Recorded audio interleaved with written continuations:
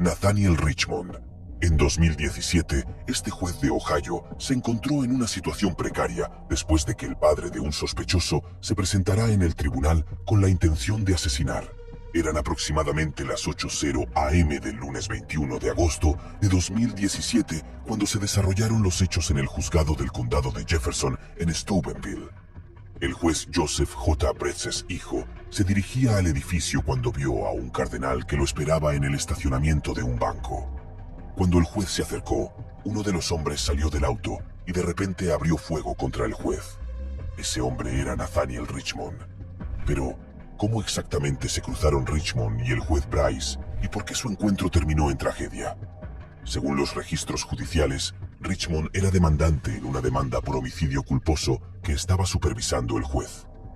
Esta inquietante demanda involucra la muerte de la propia madre de Richmond en un incendio en una casa en Steubenville a principios de 2015. Richmond también era el padre de un exjugador de fútbol americano de secundaria, Malik Richmond, que fue condenado por agresión en un juicio muy publicitado en 2013. Por eso, mucha gente cree que el hombre estaba amargado por sus constantes roces con el sistema judicial y decidió descargar su frustración con el juez. O tal vez solo estaba buscando una forma fácil de salir del caso. De cualquier manera, su plan eventualmente fracasaría y el cazador se convirtió en la presa.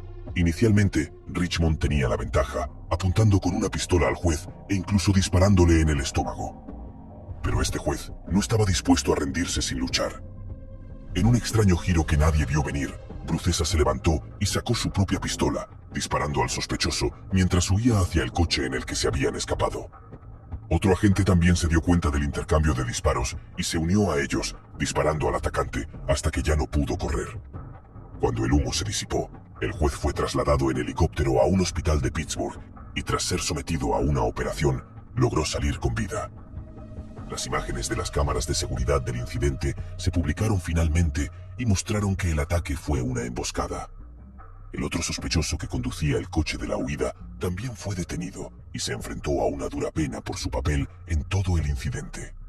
El tiroteo conmocionó a la comunidad y también puso de relieve los peligros que tienen que afrontar algunos funcionarios judiciales cuando tratan con algunos de los criminales más empedernidos de Estados Unidos. Brian Nichols. Este es Brian Nichols el día de su juicio, justo antes de asesinar brutalmente a 4 personas en la sala del tribunal, pensando que podría salirse con la suya. El escalofriante suceso tuvo lugar el 11 de marzo de 2005, mientras Nichols se dirigía a responder por sus cargos de agresión. Además de la agresión, Nichols también fue acusado de secuestro y agresión a otra víctima, que era una exnovia.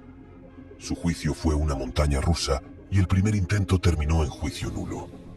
Mientras esperaban el segundo juicio, su familia y amigos expresaron su preocupación por la posibilidad de que intentara huir, pero nadie tomó en serio sus acusaciones. Desafortunadamente, cuando finalmente lo hizo, se llevó consigo la vida de otras personas inocentes. El ataque comenzó con la agente del sheriff Cynthia Hall, a quien Nichols encontró mientras se cambiaba de ropa en el juzgado del condado de Fulton.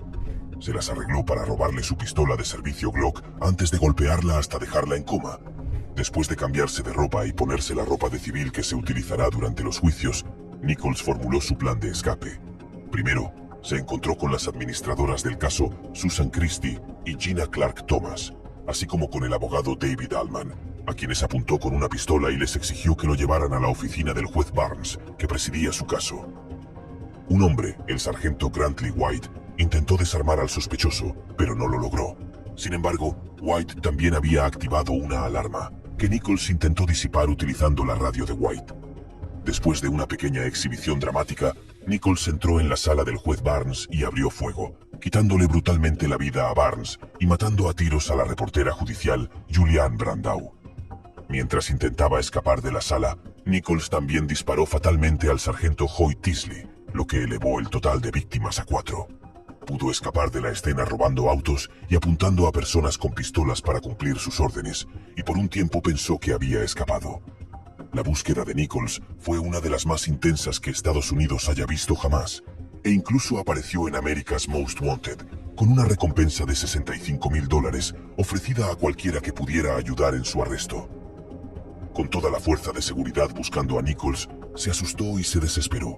por lo que decidió secuestrar a una joven llamada Ashley Smith para usarla como peón en su plan de escape. Ese mismo día, Nichols también se encontró con el agente especial del ICE, David G. Wilhelm, y le disparó fatalmente antes de robarle su placa, su arma y su camioneta. Desafortunadamente para él, la víctima pudo contactar a la policía antes de ser secuestrada y la policía no tardó mucho en presentarse en su apartamento en Duluth, Georgia. Nichols finalmente se entregaría a los oficiales después de mantener a Smith como rehén durante 7 horas seguidas, lo que marca una situación sin nada destacable en una situación tan cargada de tensión. Luego fue llevado a una oficina del FBI en Decatur, Georgia, y luego a una estación de policía en Atlanta, donde confesó los detalles de sus crímenes en un video. Finalmente fue acusado el 5 de mayo de 2005 por 54 cargos.